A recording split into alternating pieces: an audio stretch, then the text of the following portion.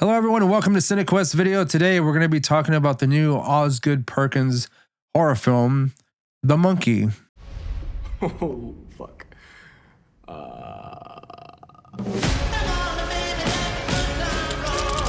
Now, joining me is Bryce. We have Osgood Perkins. Like, just last year, we talked about Longlegs, and that was on both of our top 10 of that year. And so quickly, we have a new Osgood Perkins film. It is adapted from a Stephen King film, The Monkey. I'm sorry, the short story, The Monkey. Yep. I have not read this story, but from what I know about it, it's loosely based on, the movie is loosely based on the actual short story. There are some elements that it does keep, but it obviously expands on it because it is a short story. Ooh, Stephen King. Nah, I'm just kidding. You've expressed that you're not exactly the biggest Stephen King fan. Are you movies and books, or just primarily books? You know, man, I don't know. I guess I gotta give his books a try. I don't know what the fuck. I mean, because I did like the movie Dreamcatcher. Mm-hmm. I like Dreamcatcher better than the book. I'll tell you that. I never read the book, so I don't know. I like Dreamcatcher the movie. I liked, even though it was an absolutely atrocious movie, I liked Langoliers. And I don't remember. I think I might like Tommyknockers. I remember being scared as shit of Tommyknockers as a kid. I really don't remember too much. I just know it's about aliens. So that's like scared. That was enough to scare me as a kid. I was fucking terrified of aliens. Mm-hmm. And then, of course, The Shining, the movie. Now, here's the thing. So huge tangent here, but Shining, Stanley Kubrick, Stephen King didn't like it. Right. Now, the Stephen King movie the Shining that Stephen King directed was god awful. So I don't know, man. I don't think I've seen the one Cujo. I like the Cujo movie. I don't think I've seen. Yeah. Well, it's just one Cujo movie, right? I mean, well, so the Cujo movie. Oh, like I thought you said the Cujo. I thought you said the Cujo movies. I was like, no, fucking Cujo franchise. Fucking, it's like a Cujo Homeward Bound and shit. Oh, dude, no way. Trying to get home. He's just in the right. He's just killing all these people trying to get back to his house. And yeah. So I'm not gonna say I'm a big fan of Stephen King's books, but I have read a lot of them.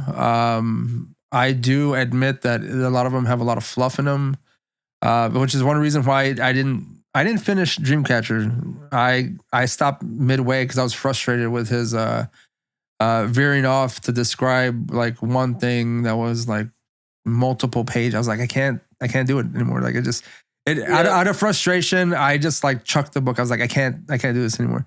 So I think that was the last Stephen King novel I read, and that was years ago. Mm-hmm. I'm more of a fan of Stephen King's short stories, right? Because he just gets to the nitty gritty right then and there. He has to cut out the fluff, you know, because I mean, you got to get to the end of the story as quickly as possible. But I mean, I'm more of a fan of his short stories and his novels in general. I do like it, but oh yeah, that's true too. Here's one for you. Like, I've never read The Shining ever. But I'm like I said, I've read more of his short stories, which I'm more of a fan of. I need to take something back real quick. I said that Dreamcatcher was the last thing I read from him. I read actually Apt Pupil, which is a novella, and then I read Shawshank Redemption, and it's a combination of books. I forget which collection it is, but it has Apt Pupil, Shawshank in there, and then it has two more, and I read those. I read that recently, which I enjoyed, because like I said, it's a shorter version of Stephen King that I can tolerate more than an actual like full-fledged novel, because he goes a little too far for me. I'm just like, that's a common trend I've heard with a lot of his stuff and his longer novels, is that he's got a lot of long-windedness. Like The Shining, for instance. I hear The Shining in the book. There's a lot of stuff of like a chapter or more of the guy, the caretaker. I'm sorry, I can't remember the guy's name. The guy who Jack Nicholson played in the book, like apparently doing like chores, and it's just like why do we need to read this? Like, I don't know. Yeah. I don't know, man. I heard it's great. I never read it. Shining, of course, is like, one of his greats, but I've never read it.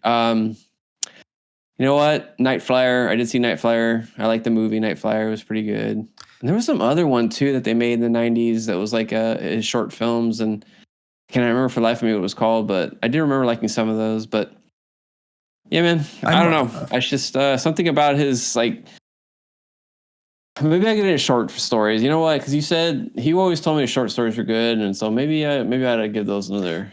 I enjoy the short stories more. It's just me personally. I don't know. I just like them better. I do like a lot of the movies that are based on his stories. I like It, obviously the original, and the chapter 1 of the most recent remake. Chapter 2 is kind of like, I didn't really like it too much, but it's not the worst. The most recent continuing adaptations, kind of based on his stories of the recent Pet Cemetery Bloodlines. That was pretty lame. Then of course you had the remake of Pet Cemetery a few years ago. That was garbage. I do like the original Pet Cemetery and Pet Cemetery 2. I like those movies. Obviously part 2 has nothing to do with technically with the original story, but obviously it's just based on kind of the characters. I won't go through all the Stephen King films that I've seen, but I do like a lot of them. But I think as of late, I haven't really seen a Stephen King adaptation or something that's based on his work that I liked until this one. So we'll get into the movie. So the Monkees, directed by Osgood Perkins, obviously. If you don't know, Osgood Perkins is the son of Anthony Perkins, who was the star of the Psycho films. Mm-hmm. And so he's got that horror bloodline, I guess, if you will.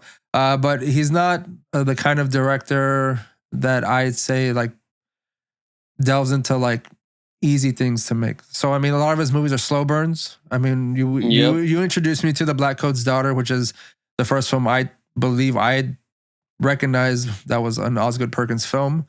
And then of course we saw Longlegs and we love that film. And now we're getting this one.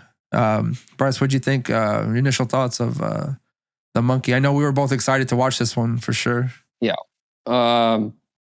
Well, actually, to be honest with you, man, I was more surprised by the movie and liked it because I don't know what it is. Anytime something about, like I told you, you know me, like Stephen King, something about like whenever I hear his name attached to something, I was like, oh, Stephen King. I don't know why, but I will tell you this: I was very pleasantly surprised with this movie. I actually ended up loving it quite a bit. That could just be Osgood Perkins' direction. Like, I don't know, man. That's primarily what it is.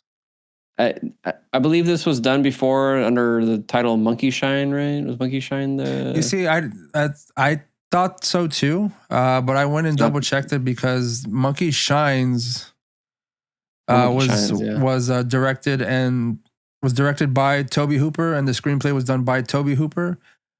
I could be mistaken. I didn't see anything related to the Stephen King original work. Because the Monkey came out in 1980, and Monkey Shines, again, you think I was certain they were like attached in some way or another, and this was a remake of that. Well, I think the biggest thing is that it just has a monkey, a toy monkey on the front of it. Yeah. Like I think that's the biggest thing. I've never seen Monkey Shines, so I don't know. I just remember seeing like the toy monkey, but it has like a razor on the front of the cover, so I assumed like, oh, this is connected somehow. But yeah, man, I don't know, dude. I love this movie quite a bit. It's interesting to see Osgood Perkins going in a more comical route, I guess, if you will. Like with this one, I had a lot of laughs with this movie. And I don't know why, but I kind of expected going into it that was what it was going to be. Like, I wasn't expecting it to be a straight like terror fest or like brooding dark movie like Longlegs and Black Coat's Daughter. But it was a nice change of pace for him, and I think he shows that he can do the horror comedy, if you want to call it that. I particularly kind of see it as like a horror comedy. in a little bit of a way, and I think he does it really well. Not to be so like over the top comical, like, you know what I mean? Like it had enough elements of like spookiness, I guess, like horror elements to not be like, just not go completely full comedy. Right. I don't know, but I enjoyed the comedy in it. Like it made me laugh. I just really clicked with it. Like I don't know what it was. Like all the jokes were there. Like the timing was like, you know, I don't know, man. It just reminded me of like some like, you know, older stuff that I enjoyed when I was younger. Like, you know, not necessarily like Idle Hands, but sort of like that kind of in that vein. You know what I mean? Like, yeah. but a little bit more like more on the horror side of things. But I don't know. I came out of the theater really enjoying it, and I had a lot of laughs, which I was really surprised I didn't get as much laughs. Like when I don't think you had spoken about this, Ray, when you were in the theater. I was expecting more people to laugh at some of the things, but dude, I was having a ball with that shit. Like I don't know, the kills and some of the lines that were delivered. It was fucking hilarious. I don't know. Well, some of the scenes that I thought would get more of a laugh out of from everyone. I mean, I think me and the guys who was sitting next to me, like, were like one of the only ones laughing in the theater at certain parts, you know. But I don't know. I enjoyed it a lot. I went into this movie completely expecting it to be like a horror comedy. All purely by just the trailer alone, you know, like it has that "Come on, baby, let the good times roll" kind of that song that kind of overlays the trailer. And then, you know, like that one scene where the priest walks up to the pulpit and goes like, "Oh fuck." You know, that alone, true. I was like, this is gonna be just like a fun horror comedy movie. Yeah. And I already knew that it was gonna be a little bit of a departure from what I was already assuming Osgood Perkins was already doing, you know, with the Black Coat's Daughter, Longlegs. I didn't know I think he's done other movies as well. I'm not too familiar with them as well, with those, but I didn't know he did. I think he did other stuff. Blonde. Huh? Oh, he wasn't Legally Blonde. Yeah, he wasn't in that. I've never seen that.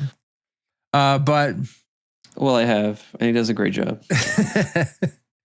I was kind of just already anticipating like laughing at some of these things because, again, even with the trailer, with like how elaborate it seems that some of these deaths might be, and how kind of loose they are with like the blood and stuff like that. I thought, I was like, all right, I'm just gonna go into this and it's gonna be a good time movie. And I didn't really have too many doubts on Osgood Perkins' kind of ability to kind of transition over into that kind of like realm of this particular horror. And you have James Wan attached to it as well as a producer. And the one thing I had, I don't know, like I was kind of losing faith in James Wan as any sort of like involvement in like the horror genre, so to speak, until I saw his movie Malignant. Right? And that movie kind of gave me some hope to like a different way that James Wan presents the horror genre, because he has the Conjurings, Insidious, and all those. And those are pretty much straight horror movies, or they attempt to be, at least. Yeah. And then with Malignant, it was kind of like divisive. It was, some people didn't like it because they thought it was just bad, but I thought it was one of those intentionally kind of bad, over the top horror comedy kind of films. Yeah. So I liked it. So like now that I see James Wan attached with Osgood Perkins, it seems like a nice pairing to me, because before it was like James Wan and Lee Winnell. But these two, I'm kind of looking forward to, hopefully maybe they do some more pairings and going off to do other movies as well, because I'd be interested in watching those. But we'll just get to some of the people that come out. We have Theo James. I think he does a pretty good job as playing two characters. He plays twins. Oh yeah, I really liked him in this movie. And I'll be honest with you, I don't know of him. From anything. I know he was in the Divergent series, which I never released. Never seen that. I didn't see those at all. There's some other movies or TV show I think he was in. I don't know. I just like this acting in this movie was great. He did a real good job playing a fucking like douchey villain, and then also like I just like his voice too, man. It's got that deep voice. Like I don't know, it just works. Like I don't know. Um, I like his acting. I hope he does more horror stuff, honestly, because I really enjoyed it. yeah.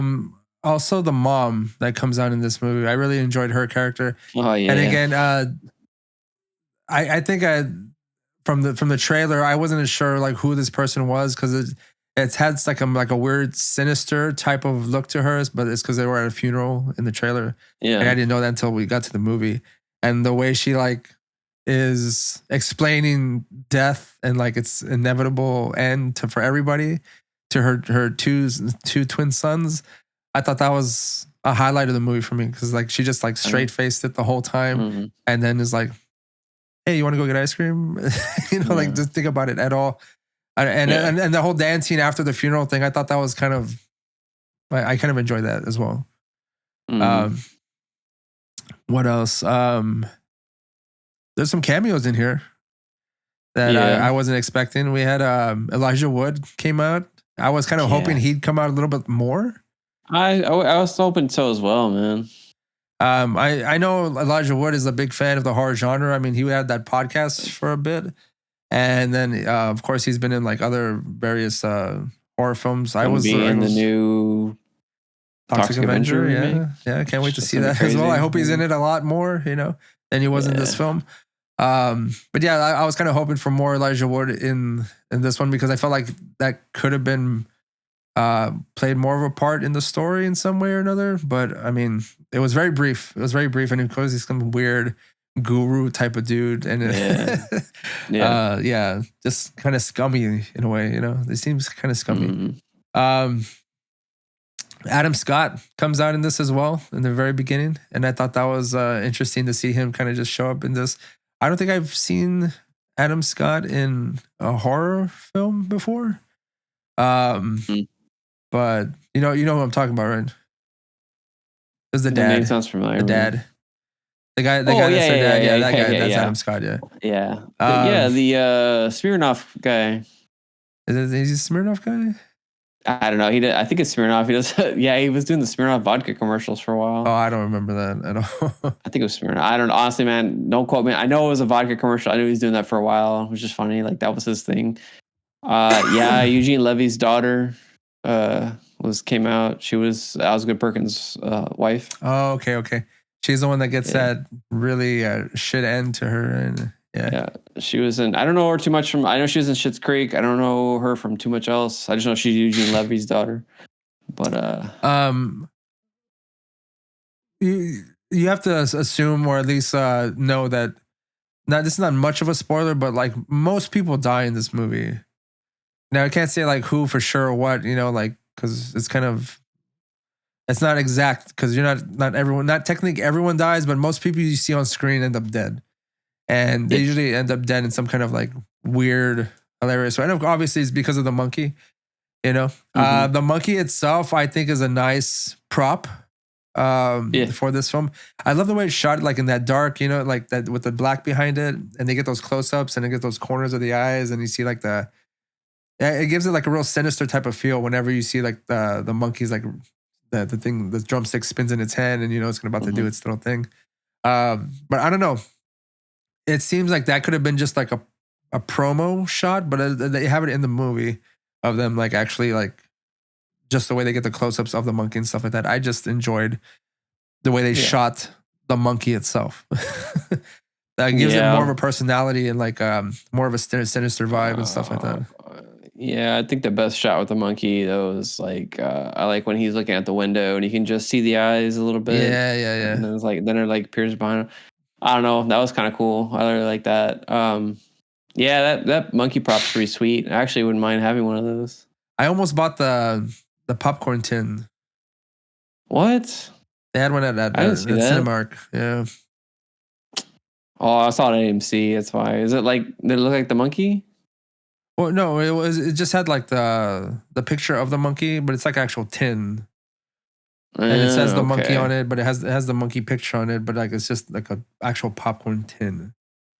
I'm pretty sure that they'll have like a prop somewhere at some point. Someone come by. Yeah. It looked high quality. I'll tell you that. It did, yeah. That toy looked high quality.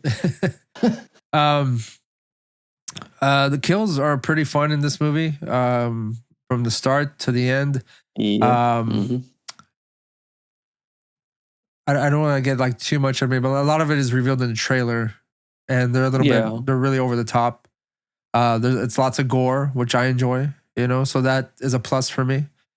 So far, everything I like about this movie is everything I like about like majority of type of horror films, and I think just the way Osgood Perkins approaches, uh, kills, and like just kind of like the comedic element that he has to all those kills, I enjoyed as well. Yeah. Are there any like things you didn't like about this movie, Bryce?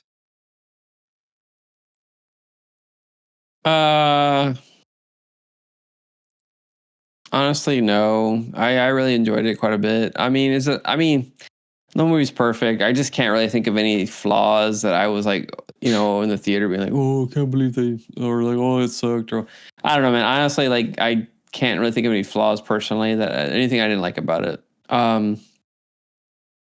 Is it like some kind of like standout movie that I'm like, oh my god, it's mind blowing? No, but I don't know. It was thoroughly enjoyable. I don't have any complaints about it, and it's just it's all around a good watch. You know what I mean? All right. Well,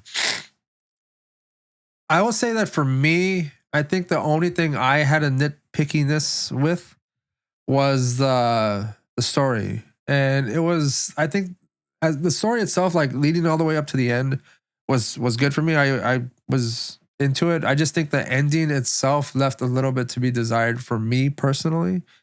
Oh, well, have you read the book? I haven't read the story. No. Oh, okay, I'm I think curious it how kind of. close it was I to think it the. like ends not far off. Like it's kind of, um, like nothing is like entirely resolved. Excuse me. No, I know. Well, I actually kind of liked that though. I kind of enjoyed it. They just No, had to no, be. no. Like They just had to.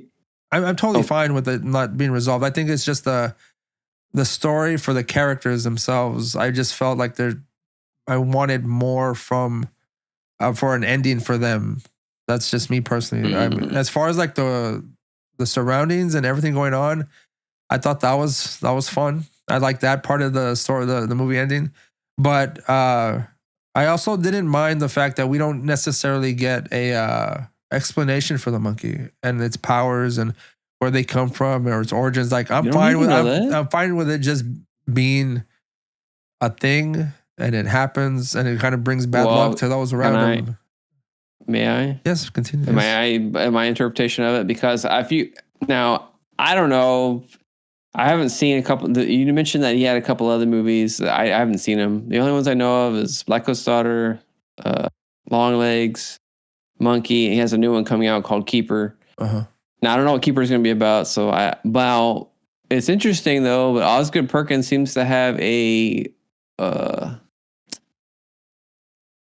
my god, like an affinity or like a propensity for like making movies with a like diabolic, like i.e. like satanic type of bent to it. Because Black Coat's Daughter was about Satan, Longlegs about Satan, and then I don't know if the monkey. To me, I feel like the monkey is supposed to be like, maybe it's supposed to be, has some kind of like diabolical or infernal like origin. Who knows necessarily? But I think he does even say something like that at some point. Like one of the characters. But Well, he says like the monkey's like the literal devil. yeah, you see what I mean? Like, Yeah. I don't know.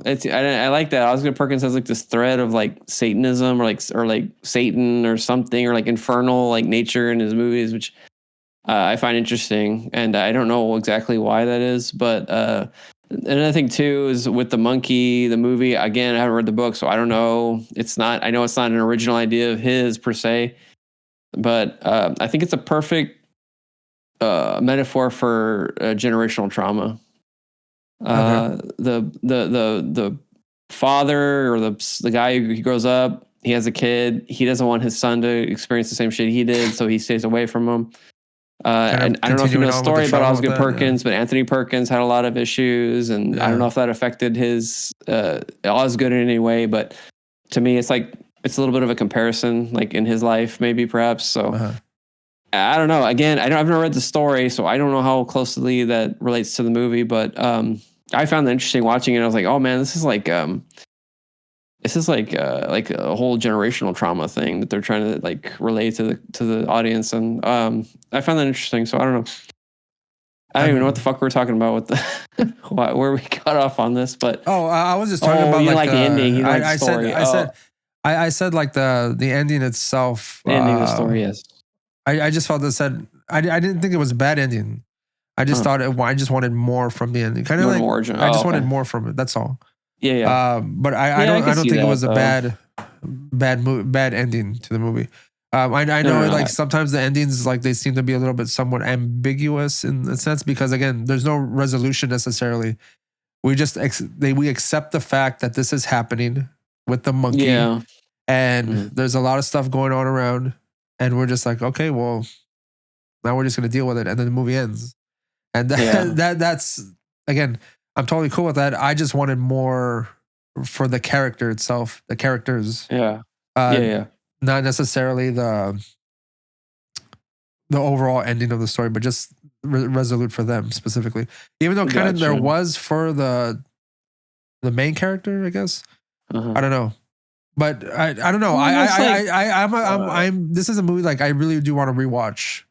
I want to go back and check it out again because you know, first time you see it, you're kind of just taking it in as is, and then now you want to like look a little deeper into the film. But again, even if you don't want to look any deeper into this film, I think it's a good time just with the kills. And, like, the you don't even need to like look into any of that, man. Honestly, like it's just enjoyable as it is. I was just noticing there was some kind of like interesting patterns to it. And you can even think about it like this, man. Like, okay, the monkey, like the saying that you have a monkey on your back, like, and at the end of it, they have to hold on to the monkey, and it's like back. They have to see. Well, no, but they have to hold on to the monkey. Maybe the monkey is symbolic of death in some way, and they have to death's always near, man. Like it's always coming, and so they can't get rid of it. They got to always hold on to it.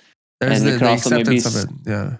Yeah, and he's like, well, we got to keep on to it. We can't get rid of it, and we don't want anyone else to have it. And maybe it's also like symbolic of a death in the family. You're always carrying that with you. I don't know, but yeah, man. I don't know. You don't have to look into it like that at all. Honestly, don't, because that would even maybe ruin it in some ways. I think this is just a good old fashioned fun romp, in my opinion. That's what I loved it for. Yeah, well, before we end this interview, I just want to just give us one kill that you enjoyed, Bryce. I got mine already, but I mean, you go ahead if you want to. There's a couple of them that are pretty fun. I like. Just one. Just one. Because they're a lot of fun. Like all of them, I think are a lot of fun, personally. But if you just want to pick one that got a chuckle out of me, that's the one I'm going to talk about. Oh man, I don't know. Let's see. Well, they all kind of got a chuckle out of me, honestly. But I guess it was just for the overtopness of it all, probably the ant with her head just catching on fire and shit. It took a bit of a turn because I thought it was just gonna show her face melting or something, but she runs out and gets stabbed by the for sale sign. But that's just, I don't know, man. Honestly, that's kind of hard to pick because there's a lot of great kills in this movie. But that's probably the one that. And even I don't even know if I made me laugh that much, but just I think over the topness of it, that was probably. Because I know when that was actually happening, someone in my theater goes, "Oh shit!" She was putting her face towards the I already knew. I was like, fuck. What? And but also because they gave that away in the trailer. Like someone's head is gonna catch fucking fire, and once you see that, you already know who it is. That's true, yeah. But you didn't know what follow up to it was. That's how you thought she was gonna die, but then they had to add another part to it. That last part was they have to add that extra bit of craziness to it. Spoiler alert! I like how they put when they go later, they put a traffic cone to cover all the gore and shit on there.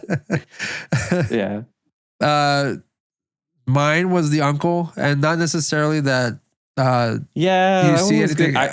I just like the reaction to his death because We just hears he got trampled by a bunch of like horses and stuff, Yeah. and you just see like the sleeping bag getting completely like just trampled on by horses and stuff like that. But then like the next scene over, what was it? You had mentioned they said they looked like a cherry pie that had been like looked like somebody kicked a cherry pie. Yeah, like they open it up and it's just like which like it looks like his body had been like blended up and then put in a fucking sleeping bag. Yeah, and honestly, like if you think about it, it's gross and it's a very cheap effect to pull off. Oh yeah, I was even thinking like shit. I wouldn't be surprised if they actually did put a cherry pie in there. Yeah, just like because that's kind of like almost what it looked like in a way. So yeah. I mean, I enjoyed this film, but I think everyone should just check it out, especially if you have affinity for like any sort of horror movies or just want to have a good time watching a horror movie. I would say go watch it. It's not too far off, but it's silly enough to kind of just be enjoyable for any crowd, I think. Now, one final thing I'm going to ask you, Ray. Yes. Do you think if the book holds up to the movie? Because again, I've read the book, so I don't know if it's a 1-to-1 comparison or 1-to-1, like shot for shot, like chapter for chapter. But do you think Stephen King ripped off the monkey's paw with this? No, because this came out first. The monkey's paw? No. Oh, hold on. No. The story. No, I'm asking Stephen King. Oh, you know what? Yeah, probably. I mean, Again, the only reason I ask it is because later on we find out like certain things about the monkey. I'm wondering because of course, the monkey's paw, you make a wish, it never comes quite true the way you want it to. I'm wondering. There's a little bit of comparison. I don't know. Stephen King's trying to tell the truth. I mean, I'm pretty sure Stephen King, excuse me, has ripped on like other stories and stuff. I mean, well, isn't that what? It's a classic story. And it's been used by many. Yeah, I'm just joking. I don't fucking care. Like, no. I'm just saying, like, just the fact that like maybe that story inspired him in this sense. But like again, instead of something that's making a wish, it's just something that just brings like you're not making a wish, it just brings death or like destruction. Yeah, true. And of course, he gets a little ting ting ting ting. This one had like the original one had like symbols or something. Well, Monkey Shines? No, not Monkey Shines. I'm talking about like the book itself. I think the book itself has like symbols or some shit like that. I think that's usually that's the traditional that's the traditional monkey toy, which I thought the drum was kind of cool. I liked actually. I like the fact that he like smiles when like shit's really gonna go down. Like it goes, yeah. And so I kind of also make a prop of that, like a toy. Like maybe Spirit Halloween will make one this Halloween. Oh, I'm almost certain they're gonna be selling that. It better be as nice as the one in the movie though. I want that sweet fur that had.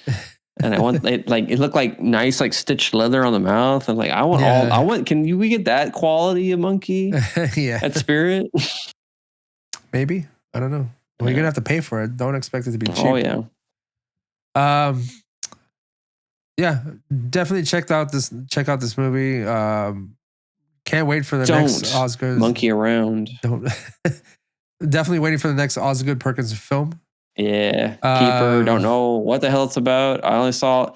Now, Ray, did you stay for the end of the movie? Guys. I didn't stay for the end. I will say this. Stay to the end. It has nothing to do with the movie that you saw, but it's a little teaser for his new ones coming out.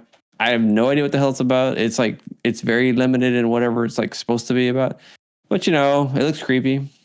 I'm gonna check it out. I love Osgood Perkins stuff. If this one is as successful as I'm hoping it'll be, we won't get any like nonsense like with like limited releases first and then like wide. I mean, Mr. Perkins himself is gonna be like a high in demand horror writer director, and he'll be able to do a lot more movies because I mean like he's just churning them out like Longlegs, the Monkey, and then this new one. That's the fucking 3 already. It's crazy. Yeah. The guys who did Talk to Me are coming up with that new one. Did you see the trailer for that? Yeah, I saw that. Looks pretty good too. Yeah, it looks good too, man. Yeah. I'm excited to see these movies coming out. So, hopefully the rest of the year has some surprises in the horror genre and just in movies in general. Like I'm hoping to see just good movies, obviously, because there's been kind of like duds this past couple months. I mean, there's a few good ones that we've seen, but movies that have come out that I have like literally zero interest in watching. Well, there's a lot that I avoided now. I know you said that they weren't too bad, like Hard Eyes. I didn't really, I was like, no, I'm not going to see this movie. Like now, I kind of did want to see it, but when I missed it, or I mean, it's still in theaters, but I was kind of like, I don't want to see it after Valentine's. I don't know why. I was like, nah, it doesn't feel right now. And then there was another movie you saw too that, what was the other one you saw? Hard Eyes, and there was another one you went and saw that I didn't get to catch. I forgot already, but I have to go back to my letterbox and double check. Damn, I haven't been watching much, to be honest with you. Like most of the stuff that we've been watching. I remember what the other movie you saw was after. It was around Hard Eyes, and I didn't see it either. But no, let me just get in there real quick. I'll edit some of this out. I'm trying to think of what the duds are that you saw. Because like I don't know. I know you said you liked Hard Eyes. I don't know. To me, it would have been a dud. Like I saw Companion. That was good. Yeah, well, Companion was good. This month the only new movies I saw this month so far are Companion, Hard Eyes, and then The Monkey. Everything else is for our other episodes that we're working on for the Kickboxer franchise. And I saw the movie randomly. I had never seen it before. I saw Unfriended Dark Web. Oh, because it came out on Shudder, I believe. So I was just like, I don't know why I thought for some reason you saw something between Hard Eyes and Monkey, but oh well. Oh, you know what I did see? Like, this is just extra shit that I cut out. I saw A Real Pain, Kieran Culkin and the guy that played he was in Zombieland, and he played Mark Zuckerberg in The Social Network. I don't know, man. Oh, you know what though, Ray? Love Hurts. Didn't you go see Love Hurts? No, I haven't seen that yet. Oh, you didn't get to, okay. That's what I was Jesse thinking. Eisenberg. I saw Jesse Eisenberg and A Real Pain, because it was I saw Amelia Perez. Oh yeah. Oof. We saw Presence. That was good. Talk about a scary movie. I saw The Wild Robot. That was good. Yeah. Yeah. I saw We Live in Time. Oh yeah, you said you saw. Well, I was gonna say, Unfriended. Did you ever see We're All Going to the World's Fair? No. I heard that one's like a pretty good movie, and it's like sort of like that whole streaming, like over Zoom type horror movie. You should check that one out. I've seen a few. I saw Host, like when that came out. I heard We're All Going to the World's Fair is supposed to be pretty good, which I think it's like that, like over Zoom or something. I don't even know, man. But okay, was Unfriended good? It was all right. I mean, how good can it really be? I don't know, man. It's unique. Let me just end this episode. I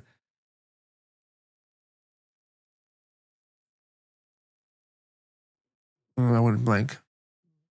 So, you want to definitely go check out. People say monkey around. You know what? They should have played a Monkey song. They really should have. What's the other one I like? What's the one for the Monkees? No. But there's one I like a lot. What's their like other big hit? Dude, they have a lot of hits. What are you talking about? Okay? Give me some. I'm starting to pull on this, but I need to know now. Last Train in Clarksville. Not Your Stepping Stone. No. How's that one go? On the last train in Clarksville, and I'll meet you at the station. That's a good song. I like the Monkees. Like I have no issue with the fact that they don't play their instruments. They didn't really play their instruments, or at least I know a few of them did, but they weren't as good enough to record them and stuff like that. But they did sing the songs. So that's good. I'm not your stepping. How's that song go? I'm not your stepping stone. I'm not your stepping stone. There you go. Yeah. All right, that's pretty good. They got some really good songs. I like the Monkees. But yeah, they should have definitely added some of that to the soundtrack. That would have been fun. Yeah. But how many songs are there about monkeys? Just the monkeys. Hey, didn't Michael Jackson have a song about his monkey? I don't know. Spank the monkey or shock the monkey. Spank the monkey. Shock the Monkey. Shock the Monkey. Yeah. Dude, there's a lot of Monkey songs, bro. I'm telling. I don't know about I will that, not prolong the video by trying to remember them, but I will look them up and I'll tell you. There's plenty of songs. I can guarantee you a song about Monkees. Well, if you happen to finish this whole video and you have a suggestion about a Monkey song, I mean, I kind of want to hear it because I can't really think at the moment of too many Monkey songs that come to mind. But we really enjoyed this movie and definitely check it out. Tell us what you think in the comments. What did you think of? Are you a fan of Osgood Perkins films? Like, do you like Stephen King films? What's your favorite Stephen King film? What do you have a favorite Stephen King story or novel? Let us know. Because maybe this is the year we delve into at least one of them that we haven't read before. Maybe I should do that. I'm going to make that a goal for myself this year. I'm going to read one Stephen King novel this year. Just one. The other movie I liked by Stephen King, I forgot to mention before we close out, Silver Bullet. Oh yeah, Silver Bullet's a fun one. Salem's Lot. Salem's Lot. Did you like the new one? Can't deny those. No, I did not. Goes to my original point that there haven't been very many Stephen King adaptations that have been good as of late. Yeah. But this one is the exception. Now to say, like, back in the 80s, there's some really good Stephen King classic horror films for sure. I don't know why this light keeps doing that. It's so strange. Like, I'm just like burning up over here, and then I'm like in the light, and I'm blue, it's cold. It's like all going on, all these different colors going on, and it's just one light. It's just one light. Anyways, yeah. So if you like this video, please like and subscribe. We really appreciate it. Definitely, turn on the notifications and all that kind of stuff. And yay, Monkees.